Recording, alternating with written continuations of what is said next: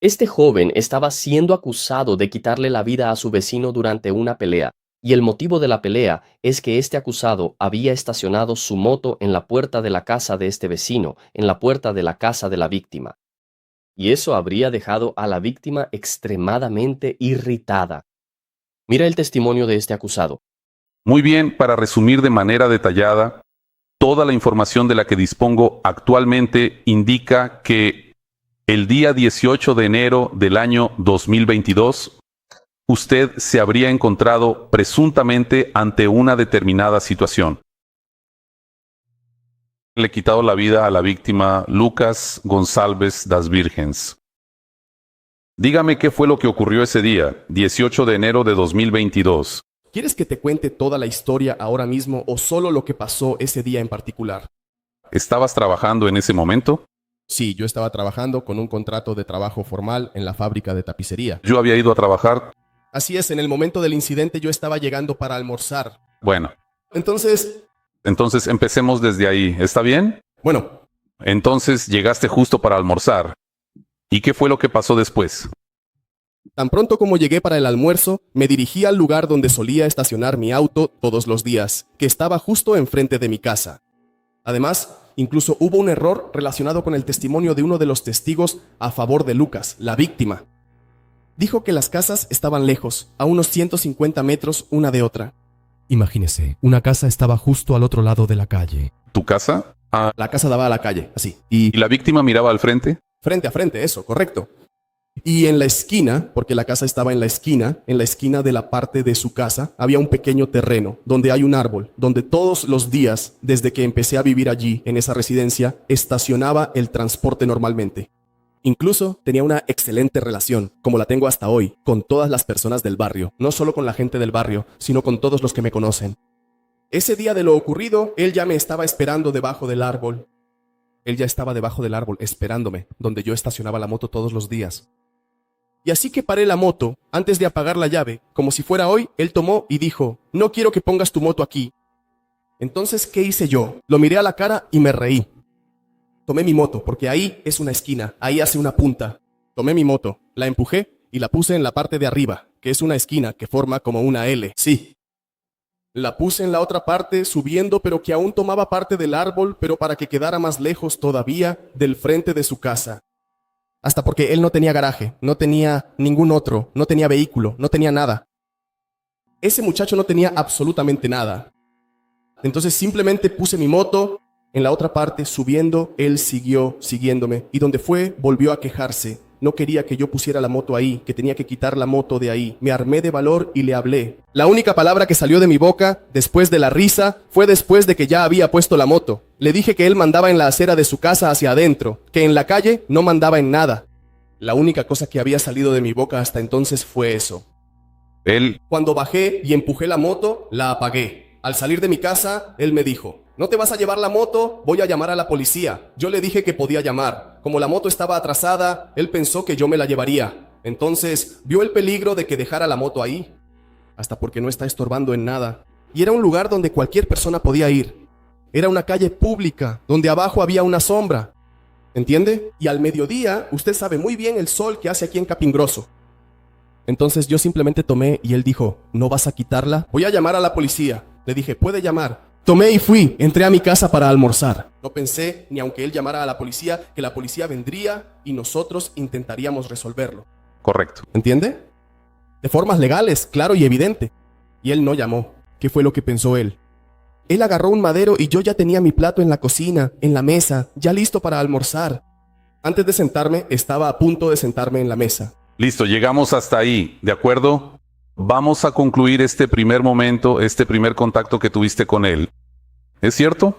Incluso yo entré a mi casa, Listo. Entonces preguntaré. Y iba a llamar a la policía. voy a preguntar. ¿En ese momento hubo alguna discusión particularmente acalorada entre ustedes dos?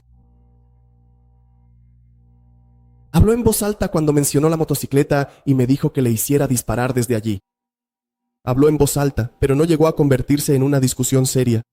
Eso nunca sucedió. La discusión que yo, Él te insultó, tú lo insultaste. en este mismo momento, no en este momento exacto, En el momento exacto en que apagué la moto y entré a almorzar, no. ¿Me ofendió de la manera que te cuento? ¿Entendiste? No en este momento exacto.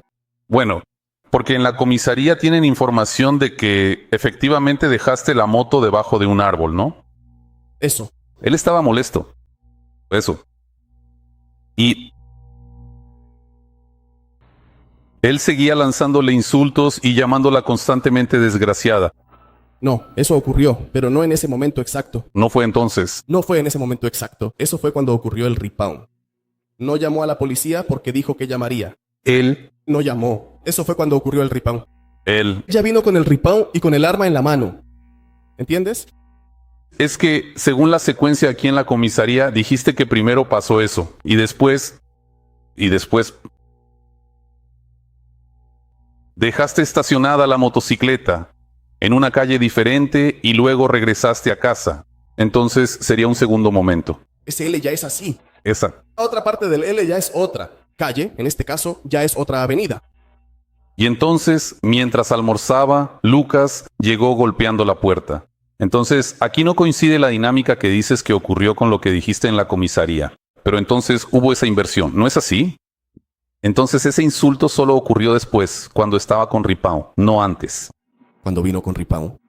Habló alto y con arrogancia, ordenándome que moviera la moto de allí. Es un gran insulto que alguien, un ciudadano decente y trabajador, vengan a hacer semejante cosa. Eso es porque no le molestaba en absoluto, absolutamente en absoluto. Y aún así, hice todo lo que pude para evitarlo, poniendo mi moto en otra dirección. Bueno, eso está claro. Entonces entraste y ¿qué pasó? ¿De eso? A partir de ese momento recuerdo cuando ya tenía el plato en la mano, me alejaba de la estufa, casi llegando a la mesa. Estaba a punto de sentarme a la mesa con mi plato en la mano. Yo todavía llevaba puesto mi uniforme de trabajo. Ni siquiera pude quitarme el uniforme de trabajo. Fue entonces cuando la madre de mi hija vino gritando. Y entonces, en ese mismo segundo, ya estaba llamando a la puerta, de inmediato. O sea, en el momento en que recibió ese susto, el golpe vino inmediatamente después. Empezó a golpear la valla repetidamente. No. Rejas en la ventana y en la puerta. Listo, solo para que quede bien detallado, ¿de acuerdo? Ellas vieron a Lucas cuando se acercó a la casa y se asustaron. ¿En qué momento se llevaron ese susto? ¿Cómo fue? Yo estaba en la cocina en ese momento, con el plato, Con... del almuerzo en la mano. En la cocina no hay ventana. ¿Me entiendes? La cocina allí está cerrada. Es una parte de la casa. Perfecto, perfecto. Entonces, ¿en qué momento se asustaron? En ese preciso instante ya venía con la tabla de madera. Ya Yo venía con la tabla de madera. Eso. Entonces pudieron visualizarlo. La madre y el... dija. Sí, me refiero a ellos. Eso. Lograron ver a Lucas acercándose con la tabla de madera. Correcto. Tenían miedo. En el momento en que lanzó su primer grito, ya oí los golpes en la valla. Está bien, está bien. Hay rejas tanto en la ventana como en la puerta. Está bien, puedes continuar. Entonces, justo después de eso, cuando ella se asustó, yo también me asusté. Luego, con su desesperación, corrí directamente a la sala, dejé el plato sobre la mesa y fui corriendo directamente a la sala. Entonces, ella vino enseguida y dijo, es Lucas. Cuando llegué, hay un pequeño pasillo, el espacio de la cocina hacia la sala. Ella se encontró en el pasillo. Ella dijo, es Lucas, con la tabla de madera en la mano. Entonces, ya tenía una idea de lo que era, fui hacia la puerta. Donde está la puerta de hierro, la puerta de la sala, el frente de la casa. Fui hacia la puerta y lo miré, lo encaré. Entonces él siguió diciendo tonterías, varias groserías, hasta el punto de llegar a amenazar a mi familia. Usted, como padre de familia, solo va a entender muy bien lo que yo pasé en ese preciso momento. ¿Qué fue lo que él dijo? Además de sus groserías, de insultarme, varios nombres con hijo de puta, diciendo todo el tiempo, ve a quitar esa desgracia de esa moto. Diciendo varios insultos. Hijo de puta, solo desgracias, hijo de puta. Varios insultos. Y enseguida, cuando él vio que yo estaba parado frente a la reja, que pensó, no sé qué fue lo que pensó. Creo que pensó que yo no iba a salir, tal vez. Ahí fue cuando él habló, cuando llegó a amenazar a mi familia. ¿Qué fue lo que él dijo en relación a su familia? Anda, quita esa maldita moto de una vez o le hacemos una desgracia a tu familia. Luego volvió a soltar más insultos y dijo, antes de que yo haga una desgracia con ustedes. Entonces le dije a la madre de mi hija que estaba desesperada. Ya en la zona de la cocina del pasillo le dije, ve al cuarto y escóndete. Mientras tanto, yo estaba desviando su atención, enfrentándolo, él afuera y yo adentro. Y al mismo tiempo, él con el palo en una mano y el revólver en la otra. ¿Ya lograste identificar que él tenía el revólver en la otra mano? Yo llegué al portón. Tal vez la madre de mi hija no lo haya visto, porque ella llegó a la ventana y lo vio viniendo hacia acá, con el palo en la mano. Y tal vez él pudo haber traído el palo para golpear la ventana, porque no va a golpear la ventana con un arma. Él no va a tomar un arma, y en vez de disparar, apuntando hacia él o hacia cualquier otro lado, va a golpear la ventana de la persona. ¿Entiendes? Y enseguida, así que le dije, que le pedí que fuera al cuarto, que se escondiera, que tomara a Laura, ella la tomó, fue y corrió. Y ella ya estaba, ya en el pasillo que también daba acceso al cuarto. Entonces yo, concentrado en él, completamente enfocado en él. Cuando vi que la madre de mi hija ya había desaparecido para mí, hasta ese momento, para mí, ella se había ido al cuarto. Sin embargo, como yo estaba enfocado, no vi si ella había salido o si realmente se había quedado en el cuarto. Entonces fui a salir. Cuando salí, él vino hacia mí. Él vino en mi dirección. Cuando nos encontramos, él estaba como en la esquina. Mi moto estaba más hacia el lado derecho de la esquina, que era en la punta de la esquina. Él ya estaba un poco hacia el lado izquierdo. Cuando salí, él vino como de frente hacia mí. Cuando él soltó el acelerador, ya llegando cerca de la acera de su casa, cuando soltó el acelerador y me hizo el gesto de levantar el arma, vi la oportunidad y me defendí en ese momento. Avancé hacia él, ya sujetando el arma, torciendo el arma y empujándolo. Y fui y la quité. Lo logré, a la fuerza, después de mucho esfuerzo, sujetando su arma. Pero no le di ningún puñetazo, ningún golpe como para dejarle alguna marca a la persona. Inclusive cuando lo mencioné en la declaración, estaba explicando. Entonces el investigador dijo, entonces hubo una lucha corporal. Yo respondí, correcto. Eso también es lucha corporal, hasta porque el grappling es lucha corporal. El grappling es lucha corporal. Entonces, en ese movimiento que hice, después de mucho esfuerzo, logré quitarle el arma. Él, cuando vio que le quité el arma y que me alejé, vino directamente hacia mí y realizó el primer disparo al cuerpo. Hasta ese momento... ¿Ves? Ya llegamos al disparo, ¿cierto? Cuando saliste de casa, ¿con qué objetivo saliste? Salí con el objetivo de sacar la moto. Y si él tenía que hacer algo, que lo hiciera solo conmigo y no con mi familia. ¿Saliste armado con algo? Completamente sin nada. Absolutamente sin nada. Absolutamente nada. Cuando saliste por la puerta de tu casa, ¿a qué distancia estaba él de ti? ¿De la puerta de mi casa? Él estaba más o menos a unos 4 metros a la izquierda. Unos 3 a 4 metros a la izquierda. ¿Y ya estaba en la acera de su casa? La calle no es ancha, no. La casa está justo enfrente. Por eso lo digo, fue una gran exageración decir que estaba a 100 o 150 metros de distancia de mi casa. Si ustedes ven la foto de la residencia y del lugar, van a ver que la casa está justo enfrente. La calle no sé si tiene 5 metros de ancho. Tranquilo. Entonces, cuando usted se fue, él estaba más cerca de la puerta de su casa y vino hacia usted. Solo para entenderlo. Mi dirección. Fuiste en su dirección. Me dirigí hacia la motocicleta. La motocicleta estaba posicionada más a la derecha. Bueno. Donde estaba la motocicleta, bajo la sombra. Y él vino a nuestro encuentro, a mí. Cierto. ¿Entendió? Él vino hacia mí. Entendí. Y entonces cuando lo vio, así que salió de su casa, él estaba con el garrote, con el arma y con el revólver.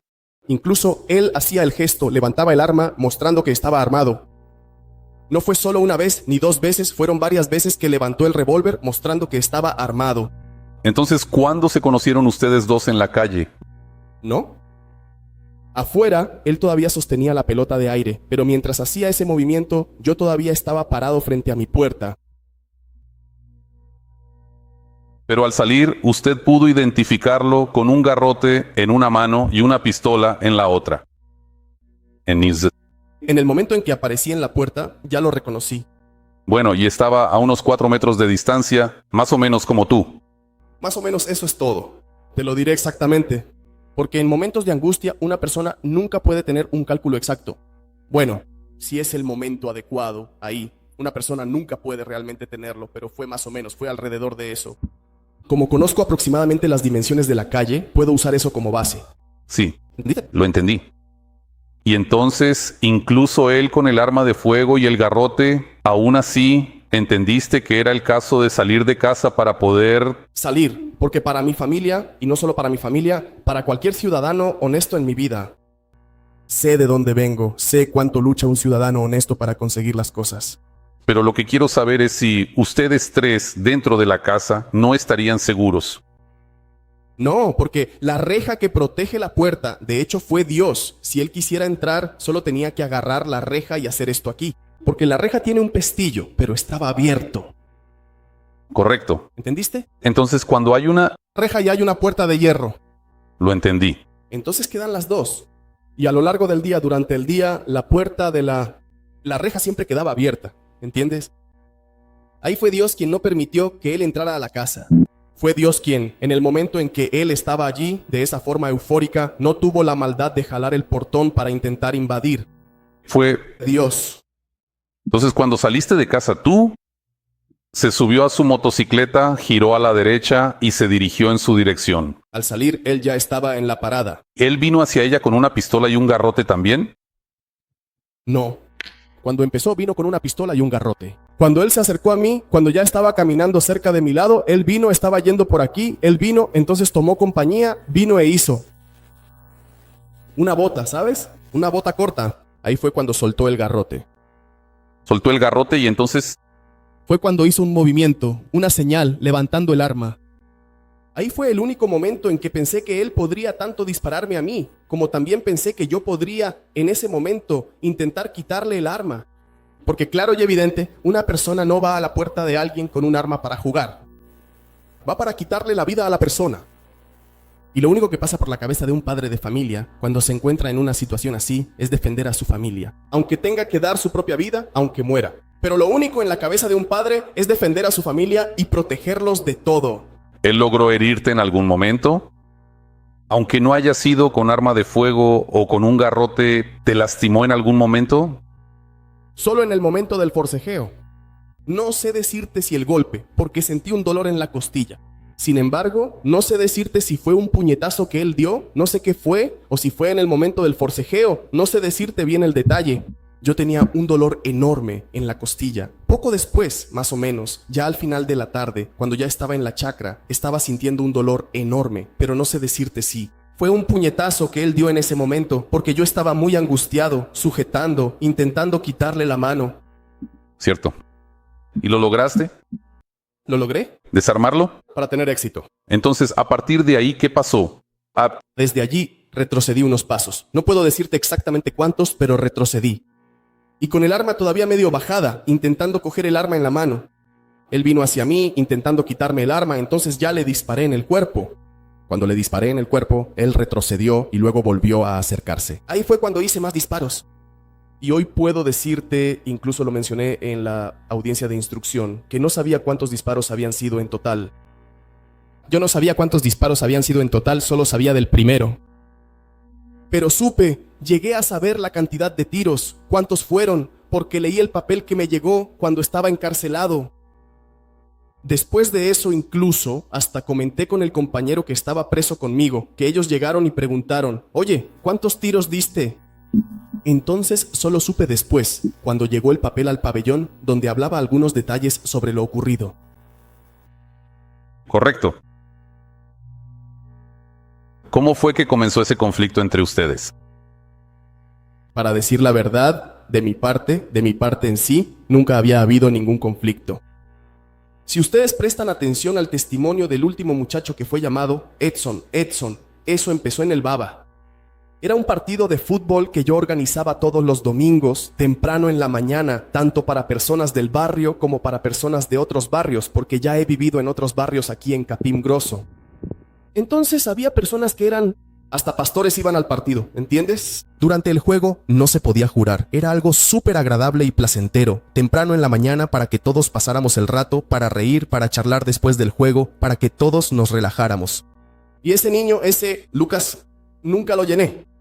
No tenía a nadie allí con él, incluso tenía una pequeña peluquería, pero no cortaba el pelo, ¿entiendes? Entonces, él era mi vecino de enfrente. ¿Cómo iba a invitar a otras personas del barrio? Pero no iban a invitar al chico que vivía justo frente a mi casa, independientemente de la situación que tuviera con los demás del barrio. Yo no tenía nada que ver con la situación de él. El problema empezó en el juego. ¿Entiendes? En general solo me vino eso a la mente de parte de él. Entonces, lo que ocurrió en el partido fue que hubo una jugada en la que el chico lo regateó. Él fue y trató de agredir al chico. Porque una cosa es entrar fuerte, eso es normal, pasa en cualquier partido, pero allí no se podía lastimar a nadie, no se podía entrar fuerte contra nadie, incluso porque él fue el que entró fuerte primero contra el chico, y cuando el chico hizo una entrada mucho más suave que la de él le dio un puñetazo otra vez por detrás. El chico iba corriendo con el balón, él fue y luego le soltó un puñetazo, le dio un golpe fuerte al chico y le dio otro puñetazo más, y el chico era incluso menor de edad. Y en ese momento exacto, la gente fue encima de Lucas. Yo y él que estaba aquí, Edson, que estaba aquí cuando las personas que separaron ayudaron a separar a otras personas también. Todo el mundo corrió para separar, porque si no, él iba a ser golpeado por las otras personas, ¿entiendes? Nosotros lo detuvimos. Yo agarré a ese sujeto, Lucas, lo agarré, lo abracé, lo aparté y le pregunté, ¿qué diablos estás haciendo? La última conversación seria con él, en ese momento exacto, él no hacía nada, solo me miraba con cara de enojado, pero cuando yo dormía, ni siquiera me miraba a la cara, ni siquiera me miraba. En ese momento exacto del partido de fútbol. Entonces el padre dijo, vete a casa, vete a casa. Él no fue aquí, se quedó allí. Pero hasta ese momento, yo y los otros chicos logramos calmar a las otras personas que estaban enojadas con él. Luego el padre hizo que se reunieran más tarde, en el grupo. Antes de reunir al grupo, tomó a su hijo y le dijo, y cito, ¿qué piensan todos ustedes? Porque aunque yo fui quien formó a Baba, todos allí eran parte de ello. ¿Entendiste? ¿Cuánto tiempo antes de que ocurriera esto había sucedido? No te lo voy a decir exactamente, no te lo voy a decir exactamente, pero fueron unos 3 meses. Dijo Edson aquí hace unos 2 meses, pero creo que fue unos 3 meses antes. Unos 3 meses antes, más o menos. 3 meses antes. ¿Y después de ese partido tuviste algún desacuerdo con él? Después de ese partido, él empezó a buscar algunas peleas, cosas mínimas. Sin embargo, yo nunca fui de estresarme por absolutamente nada. Siempre fui de esos que hacen de cuenta que no pasa nada. Y ahí, hermano, buenos días, buenas tardes, ¿entiendes? No importaba a dónde llegara. Buenos días, buenas tardes, buenas noches. Siempre con educación. Hermano para acá, hermano para allá. Siempre con educación hacia todos. Independientemente de quién fuera. Y si ya tenía algún problema conmigo o no. Buenos días, buenas tardes, siempre con educación. Y sin embargo, él empezó, se notaba, especialmente un cierto día que él se fue, si fue así. Le dije, viejo, te voy a poner de nuevo en el grupo. Vas a pedirle disculpas a los chicos por lo que pasó para que puedas volver al Baba, porque él se quedaba muy aislado. Ese tipo se aislaba mucho, ya tenía problemas con algunos ahí. En la calle, sin embargo, siempre estaba solo. El hombre discutía, a veces ponía música muy tarde e incluso se quedaba hasta la madrugada. Bueno, volvamos aquí. Y fue... Solo un chico. De acuerdo. En conclusión, respecto a lo que decía en relación a tu pregunta, fui a hablar con él. Hombre, te voy a poner en el Baba o en el grupo y tienes que disculparte con la gente que está en el Baba. Lo que hiciste estuvo mal. Dijiste, si me regateas te pego de verdad. Entonces incluso pensé que fue una ofensa para mí. También, cuando él dijo eso delante de mí, y a mí también me gusta, él dijo, si me regateas, te pego de verdad. Yo también sentí que fue una indirecta para mí. También, porque a mí me gusta regatear. Entonces dije, ¿sabes qué? Aislarlo, porque el tipo ya estaba aislado. Intenté resocializarlo, ayudar, de alguna manera que pudiera, ¿entiendes? Para acercar a todos, que todos estuvieran unidos, ser un grupo. Entonces pasó lo que pasó, torneo de nuevo, él viene, se acerca y me dice algo así, entonces yo dije... ¿Y cuánto tiempo antes de este incidente tuvo lugar esa última conversación que usted tuvo con él tratando de traerlo de vuelta al grupo? ¿Esa última conversación? Ocurrió aproximadamente poco después del primer incidente en Ubaba. Él siempre solía tomar café allí conmigo, a veces incluso cuando llegaba a casa del trabajo por la noche. Siempre los chicos, multitud. ¿Cuánto tiempo había pasado más o menos después de aquel incidente en Baba? ¿Un mes después? ¿15 días? ¿2 meses? No diré que no. Más o menos. No. Yo diré no, pero habría sido antes del evento, unos 30 a 60 días. Antes, no. Te diré no. Está bien, está bien. Bueno, no hay problema. Eso es porque no fue premeditado, no fue nada de eso. Bueno.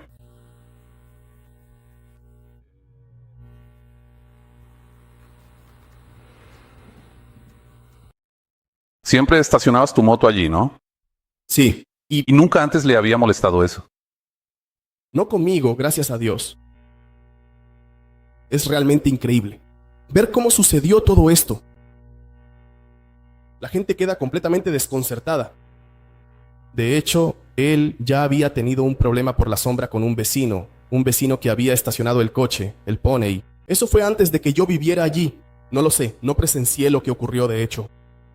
Sin embargo, antes de conocerlo, cuando empecé a vivir allí, ya estaba dejando la moto debajo de ahí. Entonces él no dijo nada. Además es un terrenito pequeño, donde las ramas del árbol sobresalen fuera del terreno. Mi moto no estaba dentro del terreno. La moto estaba fuera del terreno también para evitar que pudieran decir que el terreno era del chico. Pero no sabes por qué decidió en ese momento quejarse de ti. Porque el hecho había ocurrido hacía 3 meses allá en el Baba, ¿verdad? Que él había sido excluido, más o menos. Y esa última conversación había sido hace 1 o 2 meses. Y tú siempre ponías la moto allí. Siempre... Ponía la moto allí. Y no sabes por qué de repente él... le extrañó que pusieras la moto allí. La gente también reconoce mucho con la mirada. La gente reconoce en la mirada cuando alguien tiene mala intención con otra persona. La gente reconoce mucho, por ejemplo, si usted viene hacia mí, si el Señor viene hacia mí y dice, buenos días, mi hermano. Si yo no le respondo, algo pasa. ¿Entiende? Sí. Entonces empezó de esa manera. Pero no, amigo, yo no dejé de dar los buenos días ni las buenas tardes, incluso en el momento exacto de lo ocurrido. Cuando llego con mi moto, doy las buenas tardes. Bueno. ¿Entendiste? ¿Te arrepientes de algo? Siento un gran pesar y un profundo pesar, porque solo Dios sabe lo que perdí. Incluyendo ver a mi padre, ver a mi hija, sufrir lo que ella sufrió durante todo este tiempo. Le traeré un poco de agua.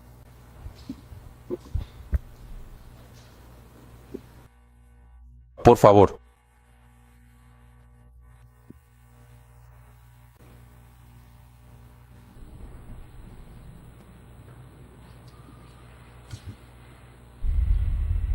Avísame cuando podamos continuar. ¿Sí? Muy buenos días. Dígame, por favor, ¿en qué puedo ayudarle exactamente en este preciso momento? Estoy aquí a su entera y total disposición para cualquier cosa que usted necesite consultar ahora mismo. Por favor, no dude en explicarme detalladamente su situación para que yo pueda asistirle de la mejor manera posible.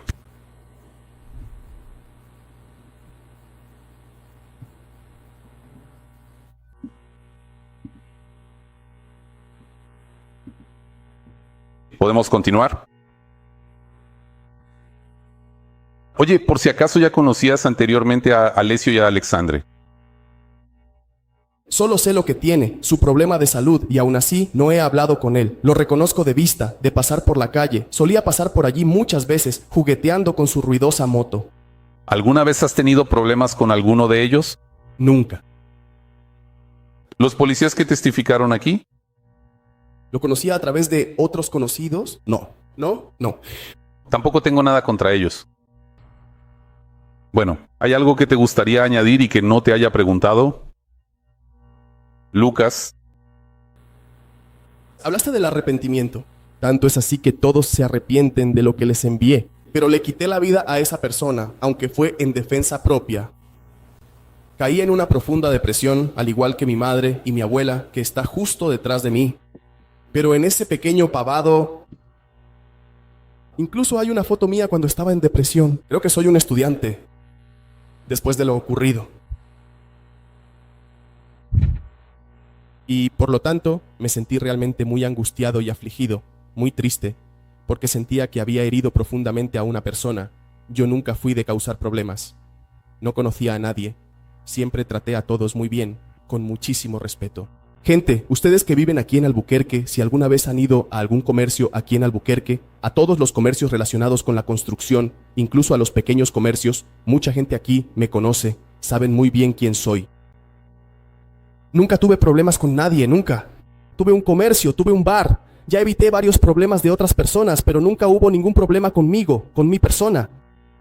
Y como me vi en una situación en la que apreté el gatillo, queriendo o no, para quitarle la vida al muchacho, eso me destruyó mucho. Y además de eso, estaba el sufrimiento de mi familia. Mi abuela tiene problemas de salud, mi padre, con muchas enfermedades crónicas, con esas enfermedades. Y si pienso en mi hija, en la situación en la que se encontraba mi hija, el asunto se vuelve muy sentimental, ¿entiendes? Es cierto. Mi madre también, el sufrimiento diario, toda mi familia, en realidad no solo la suya, sino toda mi familia. Todos sufrieron juntos. Está bien, Lucas. Gracias, estoy satisfecho. Doctor fiscal, ¿alguna pregunta? Pues bien, según el acusado, él solo le quitó la vida a su vecino porque amenazaba a su familia. ¿Crees en su versión de los hechos? Bueno, el arma pertenecía a la víctima. Él entró en lucha corporal con la víctima, que estaba armada, y le quitó la vida con su propia arma. Y eso marca una gran diferencia en el caso. Pero aún así, muchos juristas en ese momento dijeron que él no tendría motivo para haber disparado. Una vez que ya había desarmado a la víctima, no habría necesidad de dispararle. ¿Qué opinas de ese argumento? ¿Tiene eso algún sentido? Ahora, escuchemos los argumentos del Ministerio Público. Si te gusta el video hasta ahora, dale me gusta y suscríbete al canal. Aquí publico videos como este cada semana. Buenas tardes, señor Vinicius. Buenas tardes. Solo voy a hacer algunas preguntas de seguimiento respecto a lo que el juez ya ha hecho. Solo quería aclarar eso antes que nada. Tú hablaste, eso fue lo que entendí. Usted le dijo al juez que Lucas estaba golpeando la puerta de su casa. ¿Cuál fue el momento? ¿Cómo fue que usted dijo que cuando salió él estaba al otro lado de la calle? No entendí esa dinámica. Al llegar, Así que en cuanto llegué, no, solo para explicar, en esta parte que le estoy preguntando, usted ya había llegado a casa, ya estaba dentro de la casa. iba a decir que en cuanto Llegué a la puerta. Ah, está bien, disculpe. llegué a la puerta de la sala, él se alejó un poco. Entonces hizo un gesto con el revólver y con una cadena en la otra mano. No dije que él estaba haciendo un gesto con el revólver cuando yo estaba al frente, porque al mismo tiempo él estaba golpeando con la cadena, en el mismo momento en que yo estaba en la reja. ¿Él se alejó y estaba golpeando al mismo tiempo? No entendí. Él golpeó repetidamente con la cadena, tanto en el portón como en la casa, varias veces seguidas. En ese trayecto, desde la cruz hasta la sala, te daba tiempo de dar más de 10 o 15 golpes. Y después de que pasé por esa ventana, él no siguió golpeando. Si me detuve, después de que llegué a la puerta de la reja, él ya había dado golpes tanto en la reja como en la ventana. Cuando él me vio, yo también, y él incluso pensó que yo podría estar armado. ¿Qué fue lo que hizo él? Él hizo un movimiento de seguridad, porque de hecho él se fue hacia el lado izquierdo de mi puerta. Si él estaba de frente, no continuó. Él pudo haber pensado en eso. Él puede estar armado. Entonces, ¿qué buscó hacer? Ir hacia el lado izquierdo y alejarse un poco. ¿Entiende? Está bien.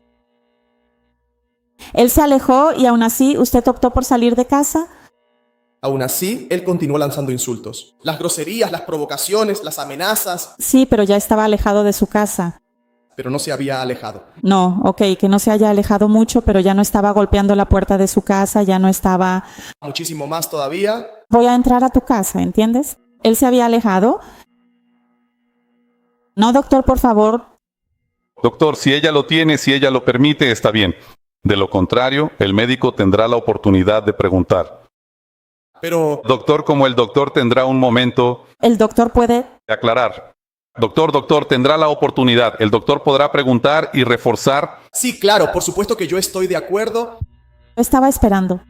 Como iba diciendo, la distancia a la que él estaba... Si ustedes tienen la foto de la casa, ahí, quería investigar. Tomen la foto de la residencia. Investigado, no lo sé, pero puede que la haya tomado. Tanto de mi residencia como de la residencia... No, entendí, quiero decir, puede continuar, pero entendí que no está tan lejos. Lo sé, aquí está la foto que sus abogados adjuntaron al proceso. Estoy entendiendo que no está tan lejos. Lo que le estoy preguntando, señor, es que... ¿Por qué yo Decidí salir. de la casa? Sí, si en el momento en que salió de la casa él ya se había alejado, ya no estaba más en la inminencia de entrar en su casa ni de ofrecer en ese momento algún riesgo para su familia, ¿por qué usted, sin estar armado, él estando con un palo y con un arma, usted optó y estoy por salir de casa? Por supuesto, señora, ¿la persona no tiene intención de hacer algo? No, no estoy hablando de él, estoy hablando de ti.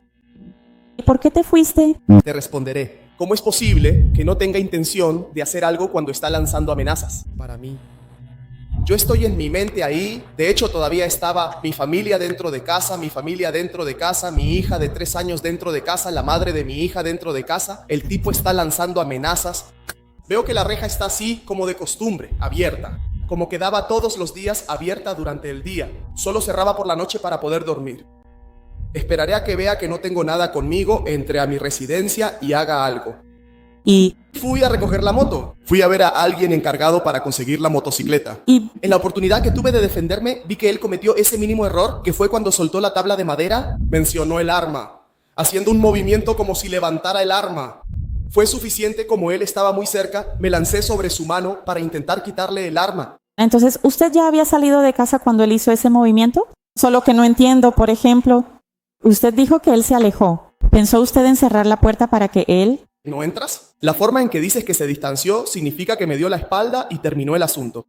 No. No entendí lo que dijiste. Se alejó, dio unos pasos hacia atrás Retrocedió y y un movimiento de seguridad, y por eso pregunto eso.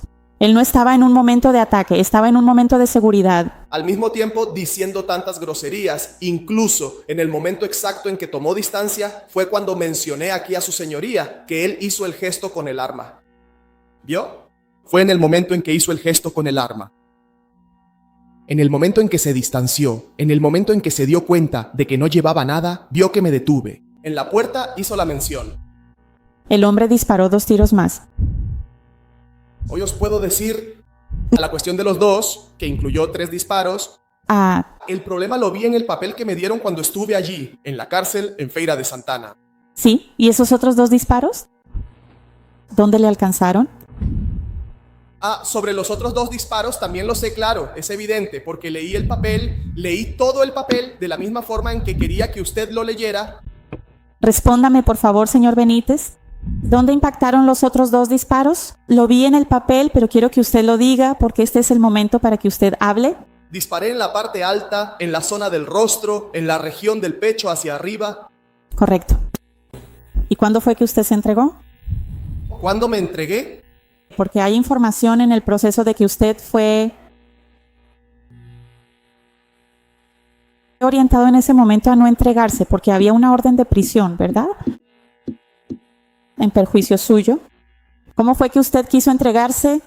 incluso hablando ahora sobre el tema de entregarse, es muy importante que mencione esto, que desde el momento exacto en que quise entregarme y cuando nos pusimos en contacto con el abogado, cuando decidimos voluntariamente, ese mismo día, él me pidió que me presentara en la oficina durante la madrugada, tipo, el caso fue él, el hecho ocurrió el martes, para que yo me presentara de martes para miércoles en su oficina donde estoy con mi padre, mi madrastra, mi primo Alex. Mi primo Alex, creo que solo fueron ellos 3, además de mí. Por lo que recuerdo, solo fueron ellos 3, mi padre, mi primo Alex y mi madrastra. Ellos 3, además de mí, me llevaron a la oficina. Donde llegué allí de madrugada, todavía amaneciendo el día. El abogado estaba allí. Él tomó la palabra y habló con todas las letras. Incluso hay una firma mía que lo prueba. Una firma mía de ese día mencionado, de ese miércoles. ¿Cuál fue la pregunta, doctora? Solo pregunté cómo fue que él se entregó. Solo pregunté sobre entregarse, pero es muy importante mencionar esto. De ese día mencionado, porque yo busqué entregarme desde el primer momento, pero el abogado tomó la palabra y me aconsejó y le dijo a mi padre: Neto, saca a tu hijo de aquí, que tu hijo tiene la preventiva revocada. Cuando yo revoqué la preventiva, te llamo para que lo traigas de vuelta. Así, presentarlo ahí en la policía. Entonces mi padre dijo: ¿está bien? En ese mismo momento nosotros tomamos y en ese mismo momento nos fuimos a Salvador. Durante un año y poco, un año y un poquito más. Un año y poco estuve prófugo. El comisario se equivocó aquí en el momento diciendo cuánto tiempo fue. Estuve prófugo un año y un poquito, pero durante ese año y poco, todas las semanas, al menos cada 15 días, tanto yo como mi familia mandábamos mensajes al abogado queriendo entregarnos en todo momento. Ellos, Siempre dando largas, siempre... estoy en tal ciudad. Hablaré con el juez. Hablaré con el jefe de policía sobre la presentación. Llámame en tal o cual fecha. Y él seguía fijando fechas, y yo seguía enviando mensajes. yo también. Como mi familia, después de un año aproximadamente, ya no soportaba estar sin trabajo. Mi hija está sufriendo, necesitando sus cosas. Mi familia Verdadero. Señor Vinicius, ahora lo entiendo, solo quería saber cómo fue. Entonces decidiste presentarte. Habías estado en Salvador, te presentaste durante aproximadamente un año y poco después de forma espontánea. ¿Contrataste a otro abogado? No, mejor con ese de ahí, Con ese mismo... abogado. De acuerdo, está bien. Como era mi primer matrimonio, tanto mi familia como yo no sabíamos nada al respecto, nunca habíamos pasado por ese tipo de experiencia. ¿Le creíamos? Gracias. ¿Entendió? Creímos lo que decía. Doctor, permítame terminar aquí. De acuerdo. Las preguntas suelen responderse de forma objetiva. Solo para dejarlo claro, escucharé todo lo que quiera decir. La defensa podrá explorar lo que quiera, le dejarán preguntar lo que quiera. Entonces, para ahorrarnos algo de tiempo, la fiscal pregunta y él responde objetivamente. Doctor, ellos tendrán la oportunidad de profundizar en eso como quieran. Tendrán todo el tiempo del mundo, pero es para que podamos optimizar el tiempo aquí. Solo le agradecí porque ya estaba satisfecha con su respuesta. No hacía falta más. A veces se alargan sin notar, pero... Siempre Ve, empezar a buscarlo. Por aquí, hacerme... entregarme. Está bien, gracias. Un trabajador honrado haría lo mismo. Gracias, señor Vinicius. Ya estoy satisfecha. No tengo Más. ninguna pregunta. ¿Te diste cuenta de que la fiscal estaba muy enfocada en la cuestión de si la víctima estaba o no golpeando el portón del acusado en el momento del crimen? ¿Y notaste que ella usó la palabra inminencia? Nada de eso es por casualidad. Lo que ella estaba intentando hacer era derribar el argumento de legítima defensa, y el abogado se dio cuenta de eso. Por eso se irritó tanto. A modo de aclaración, el artículo 25 del Código Penal dice que hay legítima defensa cuando la persona intenta repeler una agresión injusta actual o inminente. Eso significa que la agresión injusta está ocurriendo o muy cerca de ocurrir. Si la fiscal lograra probar que la víctima estaba allí en la entrada de su casa y el acusado fue hasta allí y en ese momento ocurrió el crimen, ella lograría derribar el argumento de que hubo legítima defensa. Ahora vamos a ver las preguntas del abogado defensor. Pero, antes de eso, te pido que revises una lista de libros que recomendé y que puse aquí en la descripción de este video. Es una selección que hice. Si te gusta el derecho y la filosofía, debes probar esto. Defensa. ¿Tiene ciencia? Escucha, Lucas. La defensa tiene la palabra. Ahora nos toca a nosotros preguntar. ¿Podrías seguir narrando si yo le estuviera narrando al fiscal esa parte de la entrega para que podamos entender? Puedes empezar. Lo que pasó fue que cuando llegó el último mes, que no sé decirte exactamente cuánto fue, pero estuve prófugo alrededor de 1 año y algo. Con todo el sufrimiento, toda la situación que estaba ocurriendo, tanto conmigo como con mi familia, mi abuela, súper preocupada porque yo no podía poner un pie en la acera de casa, lo que era motivo para que ella se desesperara, y con razón preocupada, tanto mi abuela como mis padres. Y después de 1 año y algo, 1 año, el punto fue cuando llegué al doctor. Ya no hay manera de seguir en esta situación, vamos a entregarnos, pase lo que pase, pero vamos a entregarnos. Él tomó la decisión, fue cuando me mandó volver a Capingroso y entregarme. Cuando llegué aquí, ni siquiera vino conmigo, no fue el abogado quien vino conmigo, él mandó a su esposa. En ningún momento, la excelentísima llegó a preguntarle a la madre de mi hija. Señora, preguntó por qué ella no fue a dar el testimonio. En ningún momento, ni el delegado ni el abogado mencionaron su nombre, que ella necesitaba ser escuchada. En ningún momento, ellos llegaron a mencionar eso. ¿Por qué llamar a Larisa para que sea escuchada? En ningún momento. Tanto es así que cuando llegué a la comisaría de forma legal, por mi propia voluntad, llegué a la comisaría con la esposa del abogado, que no fue él, fue el abogado que estaba contratado. Llegué con su esposa, ella no habló, solo cerró y dijo, el muchacho está aquí, ve si encuentras al doctor. El doctor ya habló contigo, ya no voy a mencionar el nombre del abogado. Aquí no, pero el doctor ya habló contigo, el escribano estaba allí, ya habló aquí, pero es él el chico, ¿verdad? Tomó, está bien, solo tomó mi declaración. Ella no dijo nada, la abogada. No mencionó ni una A, ni B, ni nada. Está bien, tomó toda mi declaración, conté todo lo que había ocurrido. Lo dije, él me preguntó. Si alguien había visto, yo lo dije, la madre de mi hija. En ningún momento mentí. Entonces simplemente me quedé allí y sigo preso hasta hoy, cancelado hasta hoy. Y durante el periodo en que estuve preso aquí, en Capim Grosso, que pasé 22 días aquí en Capim Grosso, cuando fui transferido, el abogado aún no sabía que yo estaba allá en Feira de Santana. Eso fue la gota que colmó el vaso, sacarlo del caso y traer a otros profesionales. Lucas, este es precisamente el momento oportuno en el que tú decides cambiar de representante profesional. Y nosotros comenzamos a gestionar directamente toda tu defensa. Ahora, en este momento, realmente quiero que me expliques con todo detalle, dentro del contexto del juicio conjurado, sobre todos esos momentos cruciales que finalmente llevaron a el hecho. ¿Cuál es el momento? En ese momento, ¿qué estabas pensando? Pensando en tu papel de padre, en ese instante en que tu familia se ve amenazada. ¿Qué pasa por tu mente en ese momento para que decidas salir? Como mencionaste, que para que no le pasara nada a tu familia, a tu esposa, a Larisa, la madre de tu hija, tú sales. ¿Qué es lo que... Sí. ¿Qué piensas en ese momento para salir?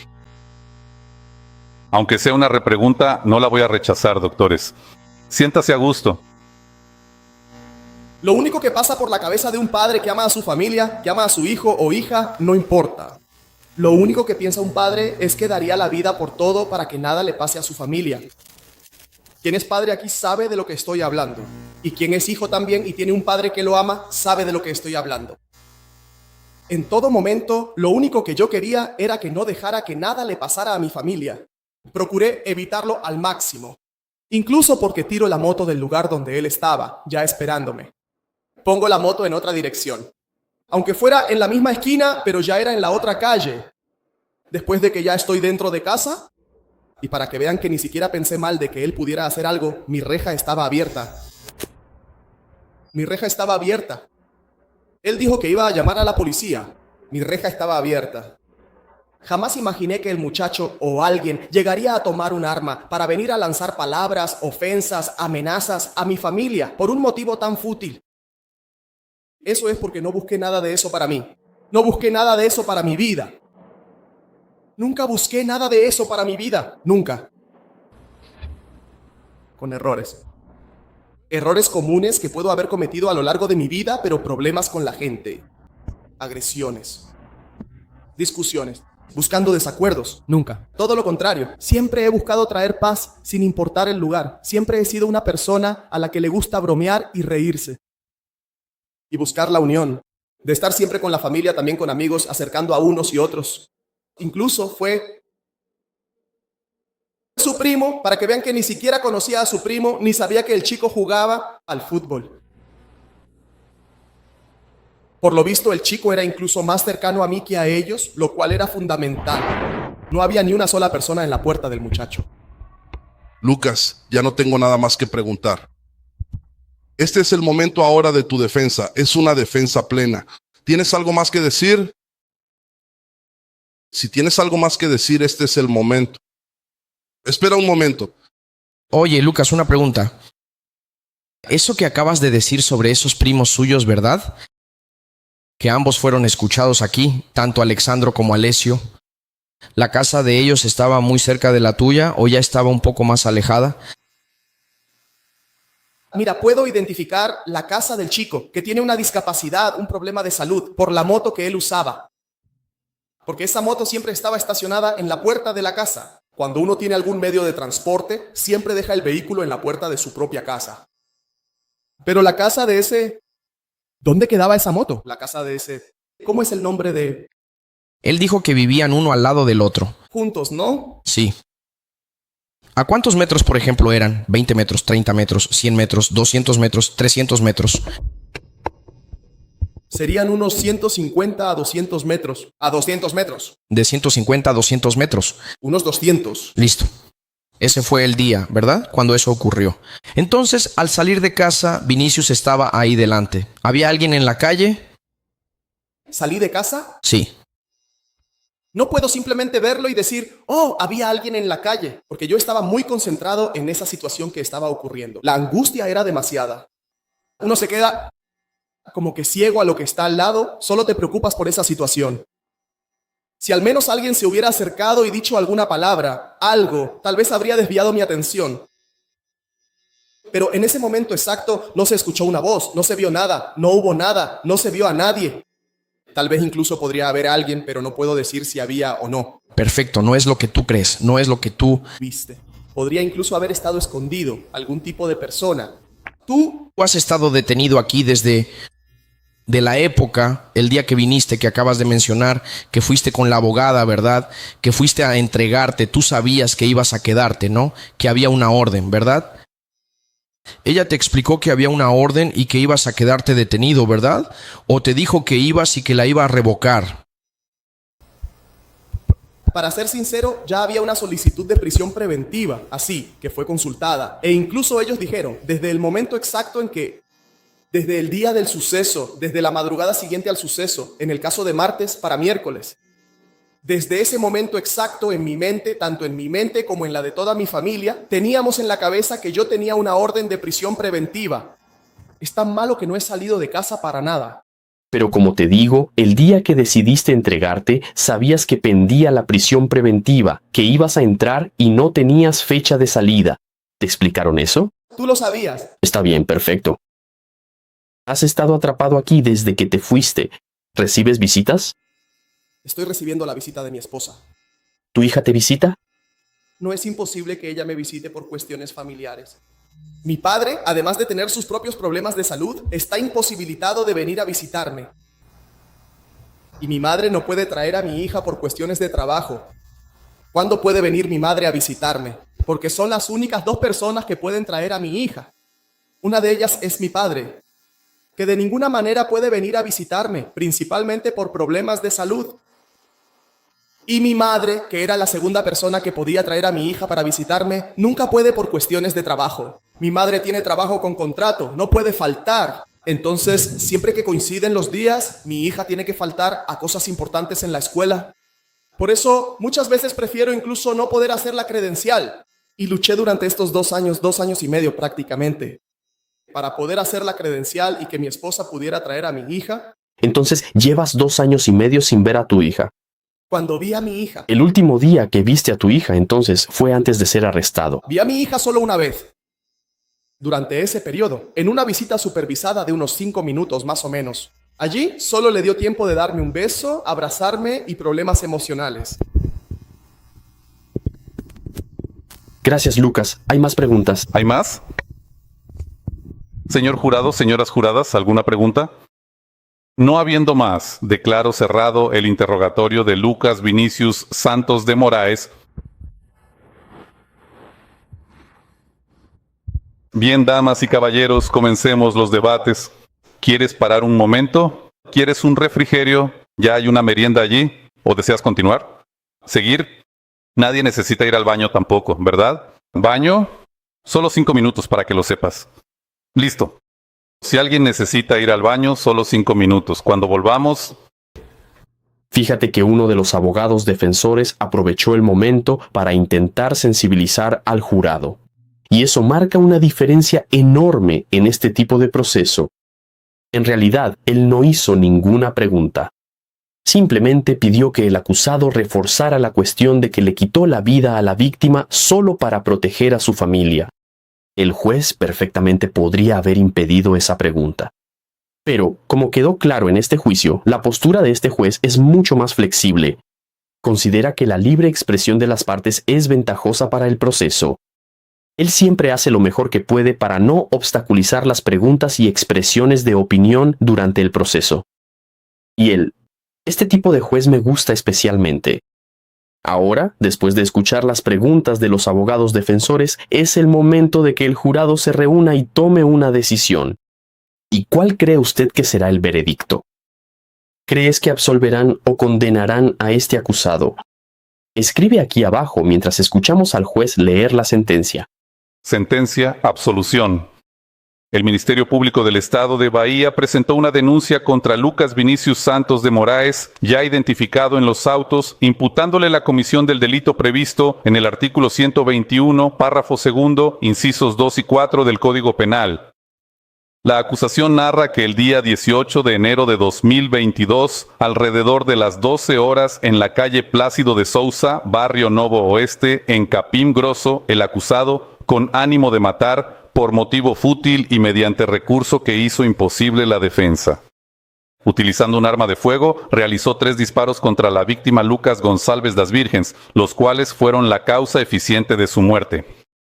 El informe de examen necroscópico fue adjuntado en el ID aquí mencionado. La denuncia fue aceptada el 2 de junio de 2023.